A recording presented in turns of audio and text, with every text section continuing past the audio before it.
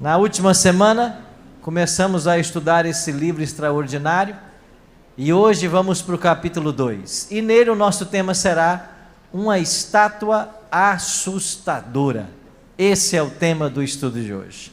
Quero aproveitar e convidar ou dar também as boas-vindas a você que nos assiste pela internet, em qualquer lugar desse Brasil e do mundo. Seja muito bem-vindo também ao estudo dessa noite. Pegue sua Bíblia e vamos juntos numa grande viagem. Por falar em viagem, quero convidar vocês para nós viajarmos 2.600 anos no passado e entendermos o que estava acontecendo lá em Babilônia. Na semana passada começamos a falar sobre a existência de um grande conflito entre o bem e o mal. Estão lembrados? E nós vimos aqui que esse grande conflito entre o bem e o mal, ele se originou aonde?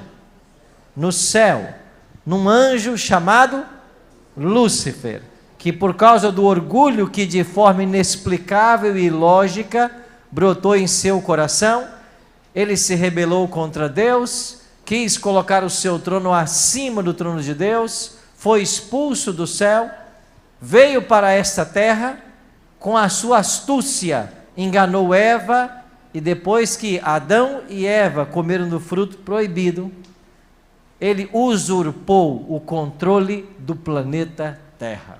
É por isso que Jesus no Evangelho vai dizer que Satanás é o príncipe desse mundo, por usurpação. E desde então, uma pergunta tem sido feita: quem está no controle? Diante de tanto sofrimento, diante de tanta miséria em nosso mundo, quem está no controle? Diante de tantas guerras que têm surgido, quem está no controle? E hoje nós, através do estudo da Bíblia, vamos entender de que o destino do nosso planeta não está nas mãos de nenhum ditador, mesmo que ele se declare o novo Nabucodonosor. O destino desse planeta não está nas mãos dos homens mais poderosos da Terra. O destino do nosso planeta está nas mãos de Deus. Esta é a grande lição que vamos aprender com Daniel 2. Para isso, vamos voltar para o ano 605 antes de Cristo e vamos recomeçar a nossa história com Daniel e os seus amigos. Mas antes, porém, de abrirmos esse livro sagrado, quero convidar você a orarmos mais uma vez. Assim como você está, por gentileza, feche seus olhos, ore comigo. Pai Celeste, muito obrigado, Senhor, por estarmos reunidos mais uma vez para estudarmos a Tua Palavra.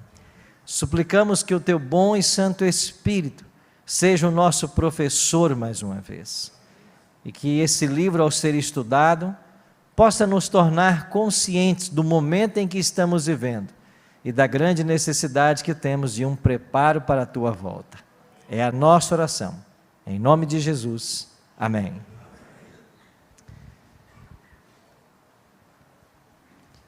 O capítulo 2 de Daniel vai nos ajudar a entender que Deus revela o futuro através das Escrituras.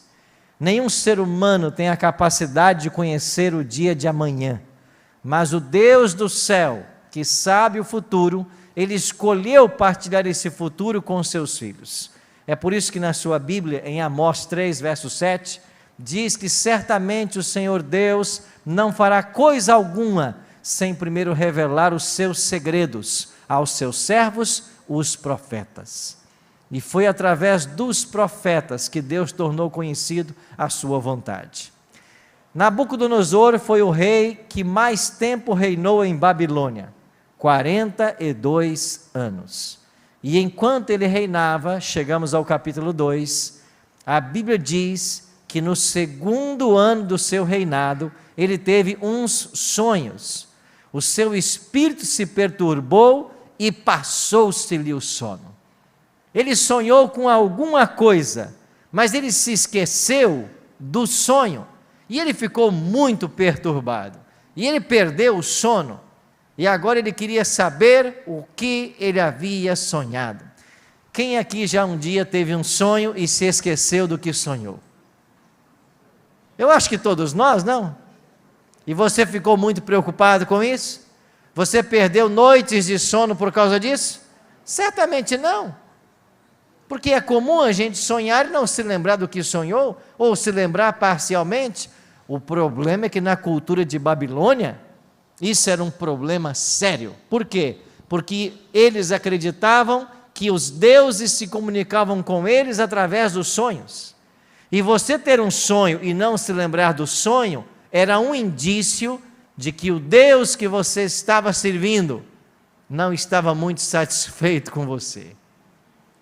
E se o Deus que você servisse não estivesse satisfeito com você, isso poderia significar, no caso de Nabucodonosor, a perda do trono. E é por isso que ele quis saber, e para saber, ele mandou chamar lá os seus conselheiros.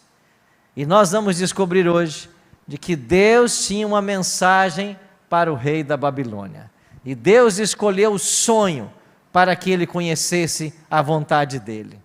E o sonho que foi dado a Nabucodonosor tinha pelo menos 2 propósitos claros. Primeiro deles, revelar ao rei Nabucodonosor que o curso da história é traçado pelo Altíssimo.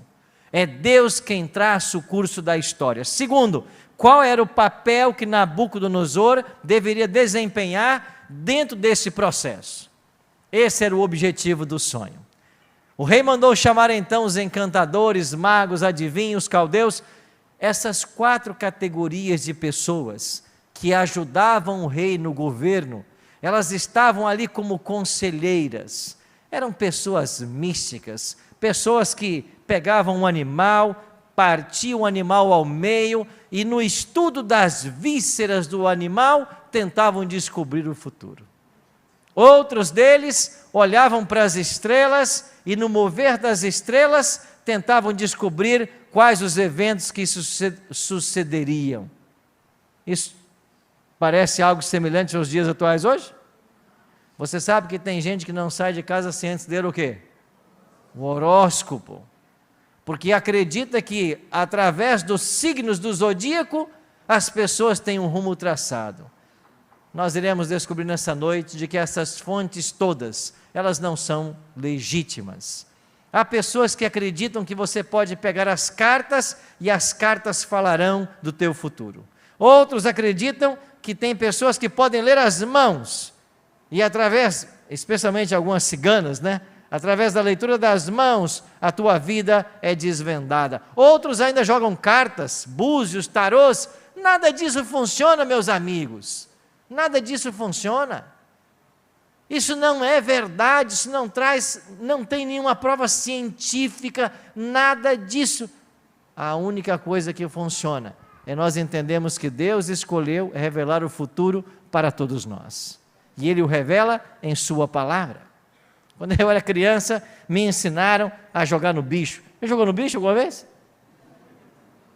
E aí disseram para mim assim, pega um palito de fósforo, acenda o palito, põe um copo de água e apague o palito no copo de água. O animal que se formar é aquele que vai dar no jogo de bicho. E eu gastava as caixas de fósforo da minha mãe, mas toda hora dava um bicho diferente, eu não sabia que bicho jogar. A gente aprende cada coisa na infância, não é verdade? Esses conselheiros do rei não sabiam o futuro. E eles vieram e se apresentaram diante do rei e disseram para ele assim, ó rei, vive eternamente, bajulando, dize para nós o teu sonho e nós vamos dizer o que ele significa. Aí Nabucodonosor disse, o problema hoje é outro. Eu não sei o que eu sonhei. Então eu quero que vocês me digam o que eu sonhei e o que o sonho significa. Mas aí eles entraram num problema. Sabe por quê? Porque eles estavam acostumados a dar uma interpretação genérica para os sonhos do rei. É uma coisa muito simples que eles faziam. Quer ver uma coisa? Eu tive um sonho essa noite. Na noite passada, que hoje teremos aqui uma mãe muito preocupada com o filho dela, porque ele está passando uma situação delicada. Levante a mão, mamãe, quem é você? Não falei que tinha? Olha lá. Isso me torna um profeta? É isso que essas pessoas faziam. Só que agora havia um problema. Eles tinham que dizer para o rei o que ele havia sonhado. E qualquer coisa que eles inventassem, o rei diria: não, não foi isso que eu sonhei. Se fosse isso, eu lembraria. Então eles começaram agora a ludibriar o rei. Interessante que a partir de agora, de Daniel 2:4 até 7:28, o livro de Daniel será escrito em aramaico.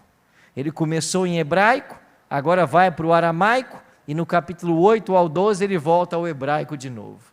Porque o aramaico era a língua falada na corte real. E Deus quis usar esta língua para tornar conhecidos os eventos que a partir daí teriam lugar. Então o livro foi registrado em aramaico a partir desse momento. E eles disseram: dize para nós, rei, o que você sonhou? Ele disse: eu já disse que eu não sei. Então agora só tem dois caminhos para vocês. Ou vocês me façam saber o que eu sonhei e o que ele significa, e se vocês fizerem, eu vou encher vocês de riquezas.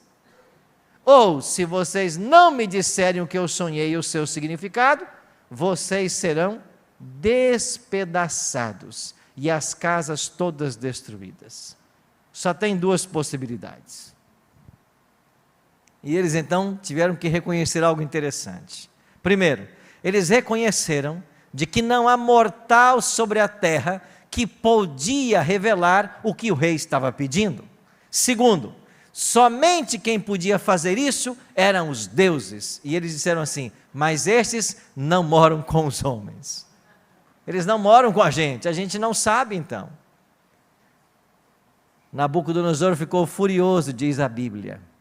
Ele se enfureceu e ele deu uma ordem. Que ordem? Que todos os sábios fossem o quê? Mortos. Então saiu um decreto de morte para matar os sábios, encantadores, astrólogos e caldeus. E lembra você de quinta-feira passada, quem é que tinha sido agora nomeado também conselheiro real?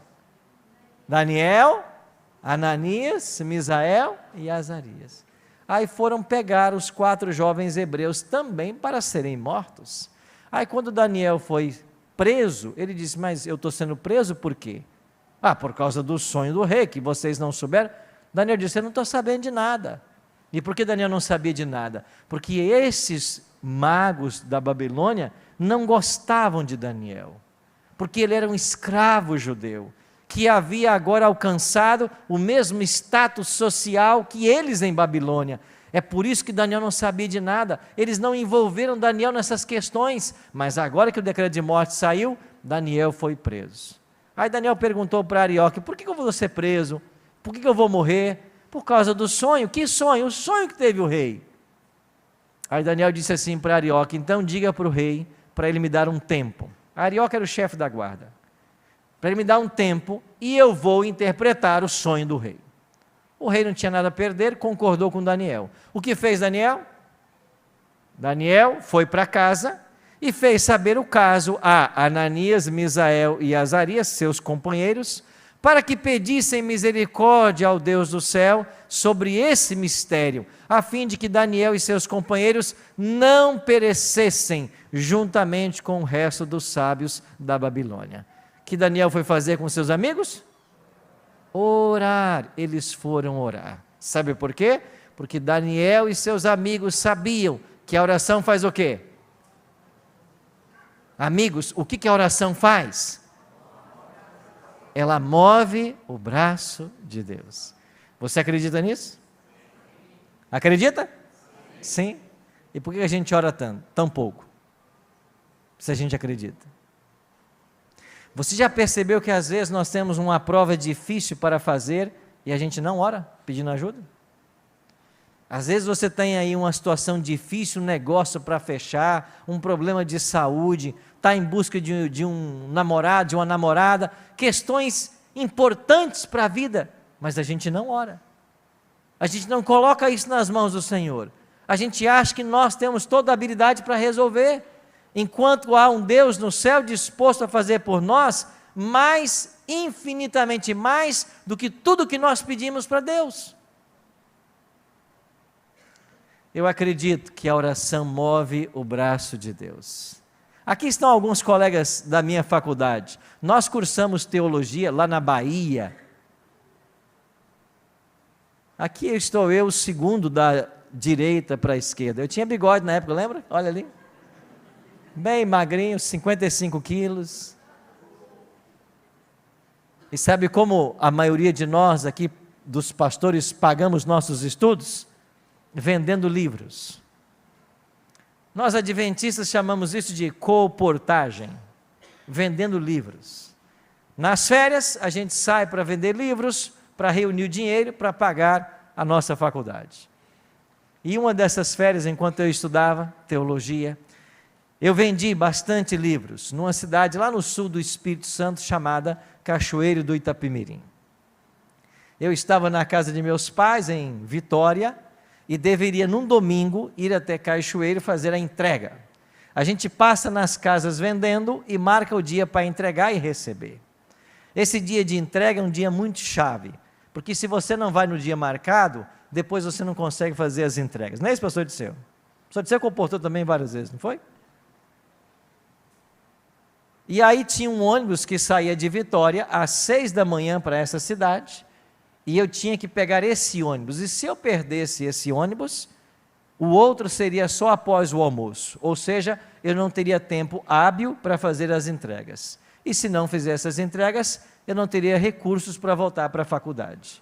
Acontece que naquele domingo, o ônibus passava 6 horas na BR-262, a 3 quilômetros de onde meus pais moravam, mas meus pais moravam numa zona rural. A estrada era de chão até a BR, não tinha quase nada, poucas casas. E eu acordei naquele domingo, faltando 10 minutos para as 6 da manhã. Ou seja, dali a 10 minutos o meu ônibus passaria, e eu tinha que ir a pé percorrer 3 quilômetros. Eu acordei assustado. Coloquei a caixa de livros nas costas, e comecei a fazer o meu percurso o mais rápido que eu podia. Eu não teria tempo hábil para chegar até a BR, até às 6 da manhã, mas enquanto eu caminhava apressadamente, eu dizia para Deus o meu problema. Senhor, se eu não chegar lá no ponto, às 6 da manhã, se eu perder esse ônibus, eu não farei as minhas entregas. E se eu não entregar esses livros, eu não terei o recurso para voltar. Eu não posso fazer nada, mas o Senhor pode. E enquanto eu caminhava, eu orava. E sabe o que aconteceu? Naquela estrada de chão batido, deserta, domingo 6 da manhã, parou um táxi do meu lado. Um táxi. O motorista baixou o vidro e perguntou assim: para onde você está indo? Eu disse: eu estou indo para a BR, eu tenho que pegar um ônibus lá. Ele disse: entra aí, eu te levo. Eu disse: eu não tenho dinheiro para pagar o táxi. Ele disse: não tem problema, eu levo você assim mesmo. Eu entrei dentro do táxi, ele andou os quase 3 quilômetros que faltavam, e quando o táxi chegou na BR-262, o meu ônibus apareceu na curva. Foi a conta de descer, dar o sinal, pegar o meu ônibus e fazer as entregas. Você acha que isso é coincidência?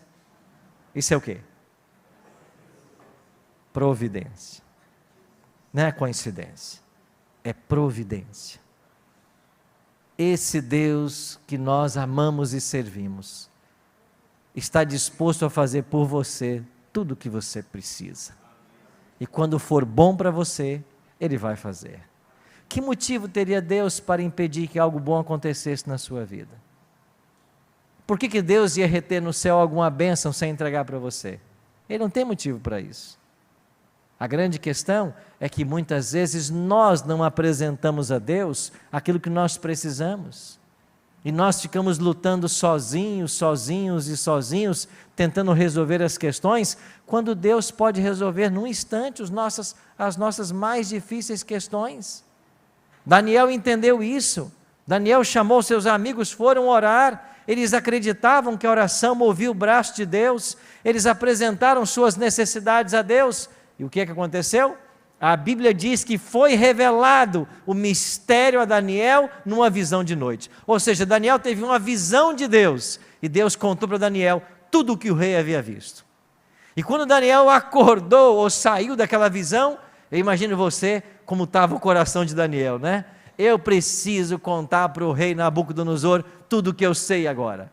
E então ele foi lá se apresentar, falou com Arioque. Aí Arioque, um tremendo político, chegou lá: olha, rei, eu achei um homem que vai te interpretar o sonho. É verdade, Arioque, você achou? Eu achei, rei. Aí ele aqui, ó, Daniel. Não achou nada, Daniel foi lá sozinho. Mas Arioque era um homem muito político, né? O certo é que Daniel foi lá diante do rei, e Daniel diz assim: olha, rei, o mistério que você está pedindo, não há sábios, não há encantadores, não há astrólogo, não há caldeu, não há ninguém que possa revelar o que o rei pede. Sabe por quê? Porque a nenhum mortal foi dado essa faculdade. Mas Daniel diz assim: o mistério que o rei exige, ninguém pode revelar, mas, o quê? Há um Deus no céu que revela mistérios. Nabucodonosor, o Deus que eu sirvo, ele revela mistérios. E ele fez saber ao rei o que há de ser nos últimos dias.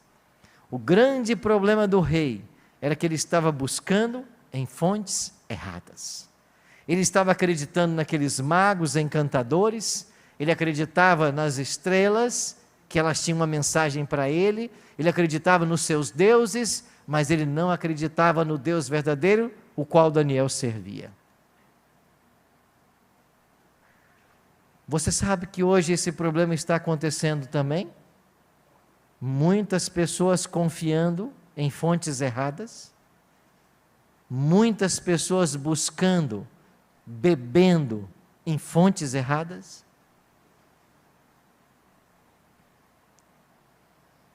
Alguns acreditam que a nossa vida é o verdadeiro acaso. Viemos do nada e para o nada vamos. Uma filosofia vazia. Outros acreditam que eu e você não viemos do jardim do Éden, mas do jardim do zoológico. Somos o fruto de uma evolução. Outros acreditam que você pode descobrir a verdade conversando com quem já morreu. Quem morreu não pode falar com você, porque está morto. É isso que a palavra de Deus ensina. Nós vamos ver isso mais para frente. A única fonte verdadeira é a palavra de Deus. Há um Deus no céu, disse Daniel. Esse Deus revela mistérios. Amigos, há um Deus no céu. Quando você perde um emprego e tem que manter a sua família, lembre-se, há um Deus no céu. Se as coisas não vão bem no seu casamento, há um Deus no céu. Se você está com um grande desafio na sua vida profissional, há um Deus no céu. Se você está se sentindo sem rumo e não sabe para onde ir, há um Deus no céu. Esse Deus quer guiar você, porque Ele tem o conhecimento e o controle da história. Então Daniel disse para Nabucodonosor: rei, você estava no seu leito dormindo, de repente você começou a sonhar. E sabe o que você viu? Uma grande estátua. E quando Daniel disse isso, uma grande estátua, na mesma hora, a mente do rei se refrescou. E ele disse: Daniel, é isso mesmo. Estou lembrando agora, eu vi uma estátua. Sim, rei, você viu uma estátua. Agora, essa estátua que você viu, ela tinha uma cabeça de ouro, o peito e os braços de prata, o quadril era de bronze, as pernas de ferro, os pés eram em parte de ferro e em parte de barro. E Nabucodonosor estava lembrando completamente do sonho e disse: Daniel, é exatamente isso, Daniel, agora eu estou me lembrando. Como é que você sabe dessas coisas? Há um Deus no céu. E enquanto você via esta grande e terrível estátua, rei, uma pedra foi cortada sem auxílio de mãos, e ela feriu a estátua nos pés, e ela esmiuçou o ferro, o barro, a prata, o ouro, ela destruiu toda a estátua. Mas ela mesma, esta pedra que feriu a estátua, tornou-se grande, uma grande montanha, e encheu toda a terra. Nabucodonosor estava de boca aberta, estupefato. É isso mesmo, Daniel, eu estou lembrando, é exatamente isso que eu sonhei, mas qual é o recado de Deus para mim? E Daniel disse, esse é o sonho, e a interpretação nós também diremos ao rei. E sabe qual é a interpretação? Sim, eu quero saber. Esta estátua, com 4 metais, representa 4 impérios que dominarão esse mundo. E você é a cabeça de ouro. Essa cabeça de ouro da imagem do sonho que você teve representa o seu império Babilônia. Mas o teu império não vai durar para sempre. E assim como a prata é inferior ao ouro, virá um império menor do que o teu e vai derrotar você. E aquilo que Daniel descrevia para o rei, cumpriu-se exatamente na história. Porque no ano 539, para ser exato, no dia 13 de outubro daquele ano, o Império Medo-Persa derrotou a Babilônia. E o grande nome desse império foi um homem chamado Ciro. Como isso aconteceu? Depois de 42 anos reinando em Babilônia, Nabucodonosor morre. Vários sucessores vieram. E em 539, quem estava no trono era o neto de Nabucodonosor, chamado Belsazar. E esse neto de Nabucodonosor fez uma festa, ele fez uma rave, 1000 convidados.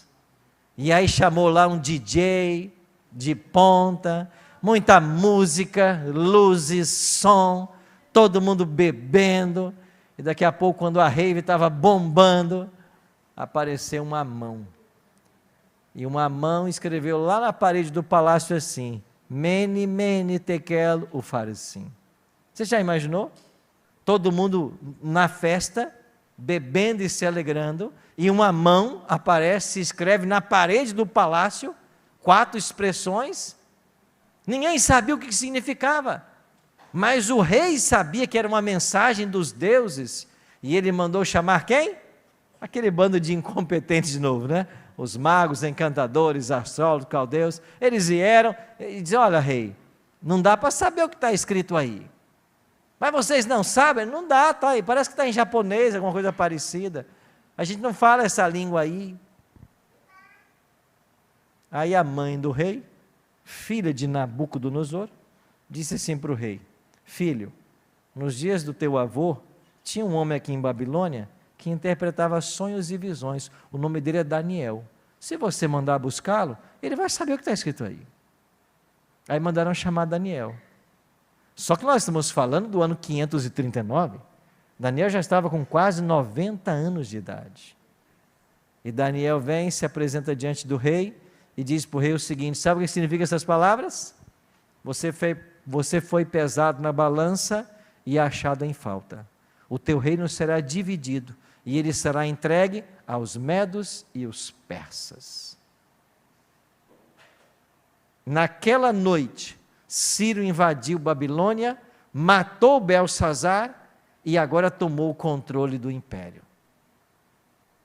E esse Ciro, que se uniu a Dario, seu tio, e fizeram uma fusão dos medos e dos persas, já estava profetizado na Bíblia. 150 anos antes de Ciro nascer, o profeta Isaías escreveu, assim diz o Senhor ao seu ungido, a Ciro, a quem tomo pela mão direita para bater as nações ante a sua face. O profeta Isaías deu o nome de quem nasceria e venceria a Babilônia, Ciro. E se você ler um pouquinho antes, Isaías 44, 27 e 28, você vai ver que até a estratégia militar foi revelada por Deus. O profeta diz assim, que digo à profundeza das águas, seca-te e eu secarei os teus rios. E sabe como que Ciro derrotou a Babilônia? Ele desviou o curso do rio Eufrates, que cortava a cidade de Babilônia na diagonal. E quando as águas baixaram no leito, ele entrou marchando com os seus soldados. Heródoto, o pai da história, diz que as águas batiam na altura das coxas. Os soldados entraram. E quando Daniel termina de interpretar a escritura da parede, Ciro já estava dentro de Babilônia. Foi assim que caiu Babilônia.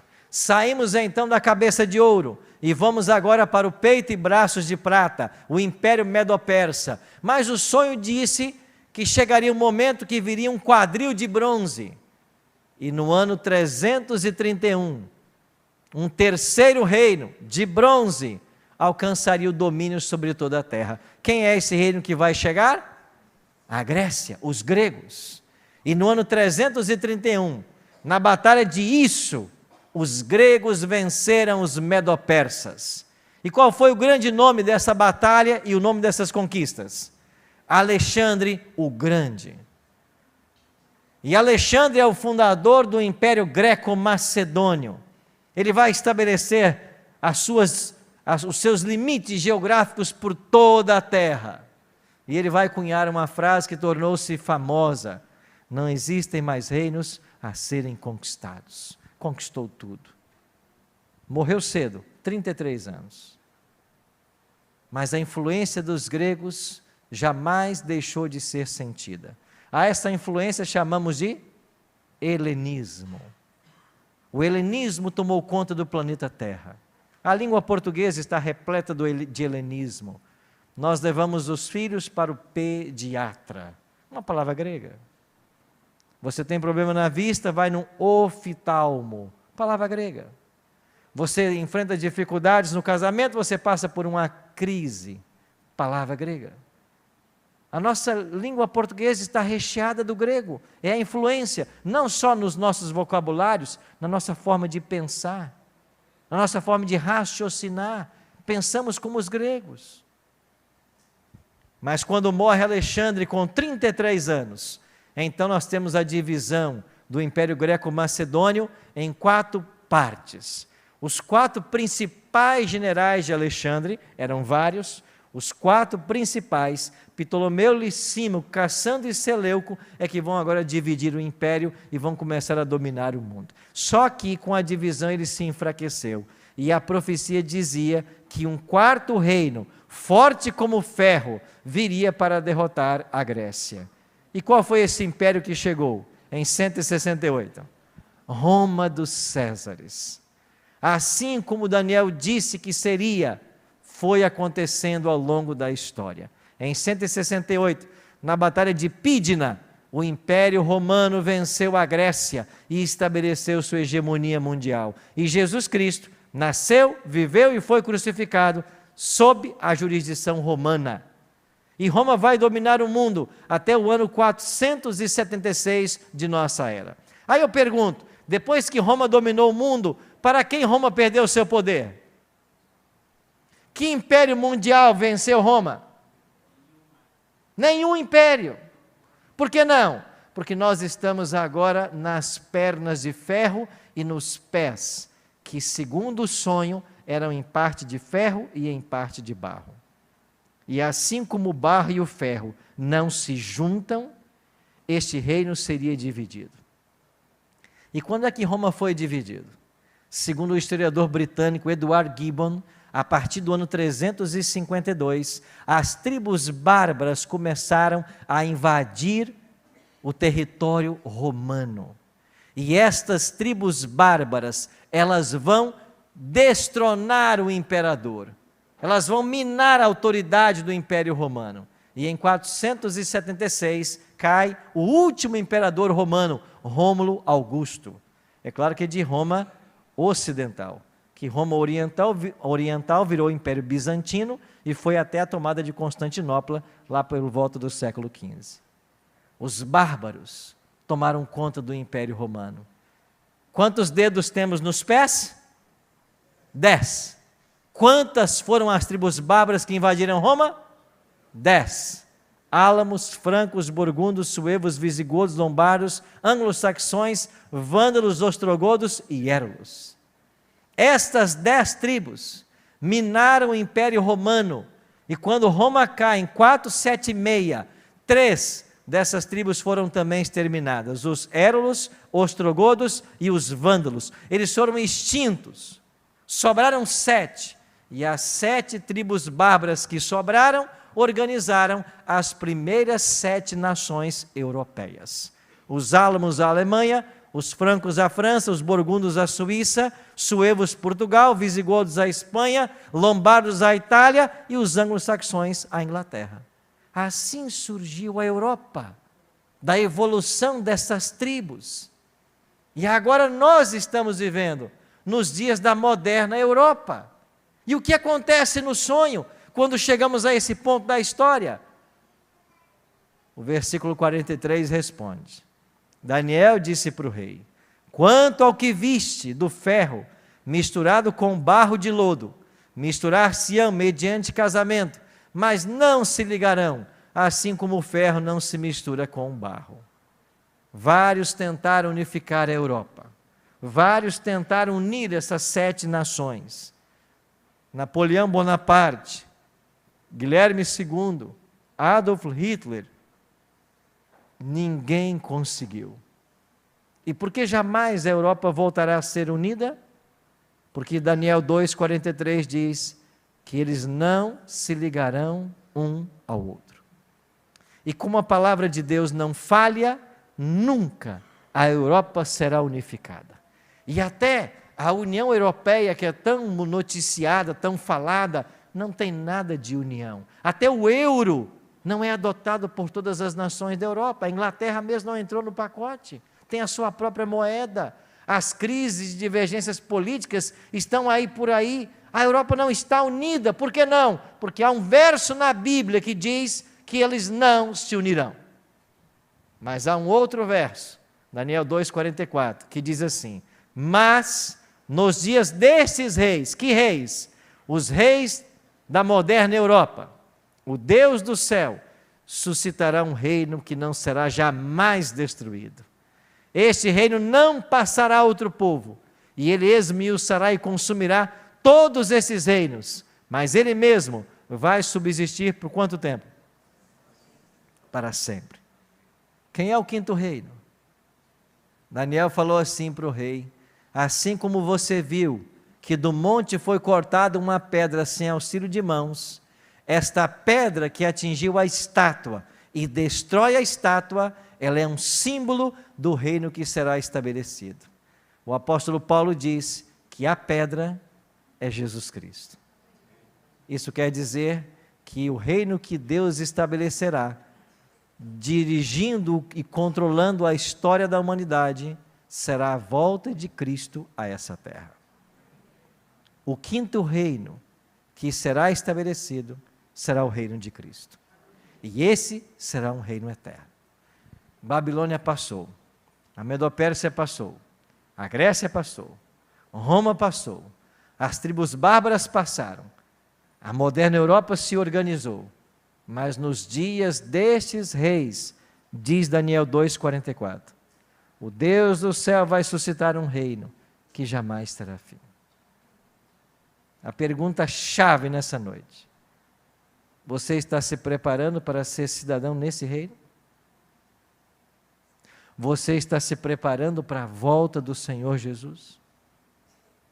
E sabe de uma coisa? Quer você queira, quer não, Ele vai voltar. E quando Ele voltar, eu e você, só temos 2 caminhos. Só temos 2 destinos. Jesus não falou de uma terceira posição. Jesus falou do trigo e do joio. Falou das virgens loucas e das virgens prudentes. Falou dos cabritos e das ovelhas. Quem não é por mim, é contra mim. Eu e você um dia, quando Jesus voltar, ou estaremos salvos, ou estaremos eternamente perdidos. Você acredita que foi o Espírito Santo que trouxe você aqui na igreja essa noite? Porque Ele quer dizer para você que o céu todo está interessado em você. O reino de Cristo que será estabelecido, Ele objetiva salvar todos os seres humanos. Mas como Deus não salva ninguém contra a própria vontade, muitos não vão querer ir. E se você não quiser ir para o céu, fica tranquilo, você não vai. Mas se você quiser, o céu todo vai te ajudar. Eu conheci esse tema com 13 anos de idade. E quando você começa a se preparar para o céu, você não quer ir sozinho para o céu. Você quer ver no céu também as pessoas que você ama. E tinha uma pessoa que eu amo muito e queria muito vê-la também no céu. Dona Adelaide. Minha mãe, Adelaide Valente Cordeiro. Valente até no nome. Só que minha mãe já era uma pessoa idosa. E eu ficava pensando comigo, como que minha mãe vai entender a estátua de Nabucodonosor? Esses impérios. Como que a mãe vai entender que um quinto reino será estabelecido? E que há uma salvação aguardando a todos nós? Ela é uma pessoa semi-analfabeta que mal assina o nome. Eu tinha uma profunda preocupação por ela. E naquela época eu comecei a fazer o ensino médio. Eu trabalhava o dia inteiro em oficina de carros e à noite eu estudava. E eu chegava em casa sempre por volta das 11h20, 11h30 da noite. E lá estava minha mãezinha me esperando chegar. Eu dizia, mãe, não me espere, eu vou chegar todo dia à tarde. Mas não tinha jeito. No outro dia, eu abri a porta, lá estava minha mãe sentada na cadeira, esperando. E ela dizia, eu só vou dormir quando você chegar. Quando todos estiverem dentro de casa. Mãe é assim, né? Mas quando as luzes se apagavam e todos iam dormir, muitas noites, eu entrava no quarto de minha mãe e meu pai, me colocava de joelhos pertinho da cama deles e dizia para Deus assim, salva essa mulher. Como o Senhor vai fazer, eu não sei, mas alcança o coração dela. Talvez ela não entenda os temas da Bíblia que eu estou aprendendo, mas o Senhor tem poder de alcançar o coração dela. E o que faz a oração? Move o braço de Deus. Que Deus fez? O mesmo que fez com Nabucodonosor. Deu um sonho para minha mãe. E sabe o que a minha mãe sonhou? Sonhou com a volta de Jesus. E os anjos, de uma forma apressada, reuniam os salvos dos 4 cantos da terra. Passavam por ela, pegando as pessoas. E esses anjos tomaram a mim e a meus irmãos, que já havíamos abraçado o Evangelho. Eles nos estavam levando para os céus. E minha mãe, desesperada, segurou a veste de um anjo e disse, eu também quero ir. E o anjo voltou-se solenemente para minha mãe e disse para ela assim, você não vai, porque você não está pronta. E com essa voz do anjo do sonho, minha mãe acordou em prantos, desesperada. Sentiu no coração o desejo de conhecer mais a vontade do Senhor. Buscou que alguém ensinasse para ela a palavra. Eu ajudei o quanto pude. E minha mãe entregou seu coração a Jesus. Ela está hoje com 88 anos de idade. Ela também aguarda Jesus como eu estou aguardando. Ele vai voltar. Quer você queira, quer não, Ele vai voltar. E se você se preparar, nós iremos receber na volta dEle um corpo de glória. Seremos transformados. A Bíblia ensina que nós vamos para o céu e vamos morar lá no céu, na Nova Jerusalém, 1000 anos. A Bíblia ensina. E depois de 1000 anos morando lá, nós vamos descer para aqui. E essa terra que vai ser transformada, voltará com a sua beleza edênica, será o nosso lar por toda a eternidade. Já ouvimos os passos de um Deus que se aproxima. Você tem que se preparar para esse evento. A maior lição que Daniel 2 nos oferece é que o 5º reino da profecia será estabelecido. E Deus quer você nele. E eu queria convidar você nessa noite a se colocar nas mãos de Deus, nas mãos do Senhor, e dizer para Ele nessa noite: Senhor, faz no meu coração a obra que o Senhor deseja fazer. Muda em mim tudo o que precisa ser mudado. Transforma a minha vida e me ajuda a estar pronto para esse grande dia.